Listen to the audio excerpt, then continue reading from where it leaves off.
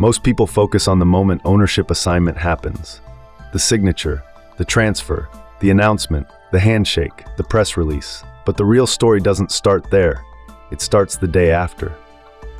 Because ownership assignment, whether it's a company, a service contract, a property, a digital asset, a client portfolio, or even a governance mandate, feels like a finish line. But it's not. It's the beginning of a completely different operational reality. Today, we're looking at what really happens after ownership assignment. When attention fades, reality sets in, and long-term consequences quietly begin. Not the legal paperwork, not the ceremony, but the operational truth. This is the day after ownership assignment. Let's start with the moment everyone remembers. Ownership assignment often feels powerful. A founder sells their company, a service contract changes hands, a property is transferred, a business unit is restructured, a portfolio is acquired, the room is confident. There are spreadsheets, forecasts, integration timelines, synergy projections, growth expectations. It feels strategic, necessary, forward-thinking. At the time, this decision made sense. The assumptions in that moment: the new owner will improve performance, the transition will be smooth, teams will adapt quickly, clients will stay, systems will integrate, and often on paper, they do. But ownership assignment is not just legal, it's cultural, operational, psychological, and none of that shows up on signing day. The day after, things still look fine. In fact, they often look better. There's clarity, new leadership energy, optimism, emails about exciting next chapters, town halls, reassurance messaging, short-term calm. Initial wins appear, cost savings, streamlined reporting, simplified oversight, new brand alignment. Clients are told nothing changes. Staff are told this is a growth opportunity. And for a while, everyone believes it worked. No alarms, no crises, no chaos, because the system hasn't had time to react yet. Ownership may change in a document instantly, but operational ecosystems react slowly, and that delay creates illusion. This is where the invisible shifts begin. No dramatic headlines, just subtle shifts. 1. Behavioral shifts. Managers begin reporting differently. Teams hesitate before making decisions. Approval chains expand. Confidence fluctuates. Unwritten rules change. People start asking, who actually owns this now? Is this still my responsibility? Do we escalate this? Ownership clarity on paper doesn't always mean ownership clarity in behavior. 2. New pressures. The new owner often carries expectations. Deliver ROI, justify acquisition price, improve margins, restructure workflows. That pressure trickles down. Service teams feel performance scrutiny, budget tightening, KPI realignment, vendor renegotiation, but none of this is loud, it's incremental. 3. Small compromises. To make it work, small trade-offs happen. Slightly longer response times, reduced redundancy, fewer compliance cross-checks, deferred maintenance. Pause documentation updates. Each compromise seems harmless. Individually they are. Collectively, they reshape service quality. 4. Relationship friction. Ownership assignment changes trust dynamics. Clients may wonder, do they still understand us? Will pricing change? Are we still a priority? Employees may wonder, is my job secure? Does leadership still value our department?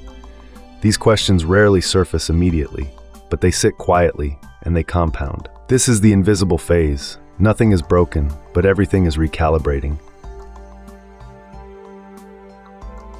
The consequences don't arrive loudly, they arrive slowly. Months later, a key employee resigns, a long-term client quietly leaves, an operational risk surfaces, a compliance gap is discovered, a missed handover detail becomes expensive, and leadership says, how did this happen so suddenly? But nothing broke overnight. The root cause often traces back to unclear transitional accountability, underestimated cultural friction, poor service mapping, misaligned expectations post-transfer, lack of structured transition oversight. Ownership assignment is often treated as a transaction, but it's actually a systems migration, and systems don't migrate cleanly without friction. Most people don't ignore problems, they simply don't see them yet. Why? Cognitive bias. We anchor to the excitement of the deal. We want it to succeed. We interpret neutral signals as positive. Overconfidence. Due diligence was done. Contracts were reviewed, advisors were involved, so we assume risk is controlled. But due diligence checks history. It doesn't predict behavioral shifts. Process blindness. Organizations track financial KPIs, but they rarely track cultural drift, informal leadership shifts, ownership confusion, communication gaps. These are harder to measure, so they're ignored. Emotional investment. Leaders want validation. Founders want a legacy preserved. Acquirers want proof of strategic genius. That emotional investment reduces objectivity. Organizational inertia. Even when warning signs appear, teams think it will stabilize. Sometimes it does, sometimes it doesn't. People with experience don't judge decisions by the moment they're made. They judge them by what happens after. Experienced service professionals ask, who owns transitional accountability? What behaviors should change and which shouldn't? What silent risks were introduced? What knowledge may disappear? What dependencies weren't documented? What service standards must be protected? They monitor employee engagement shifts, client sentiment, escalation frequency, informal complaint patterns, SLA performance drift, internal communication tone. They expect confusion, resistance, role overlap, process redundancy, temporary inefficiency. Because ownership assignment is disruption by definition, the goal isn't perfection, it's structured adaptation. The experienced mindset isn't, did we close the deal? It's, did we design the transition? The lesson isn't, don't assign ownership. The lesson is, plan for the day after. One mindset shift, ownership transfer is not a finish line, it's a systems reset. One framing principle, every assignment decision should include a post-assignment risk map. Not just financial modeling, but cultural mapping, accountability mapping, service continuity planning, communication architecture, escalation safeguards. One long-term question to ask, if everything works technically, but behavior changes, are we prepared? Because that's where real outcomes are decided. Most decisions don't fail at the moment they're made. They fail in the days, weeks, and months that follow. Ownership assignment is powerful, but it is never neutral.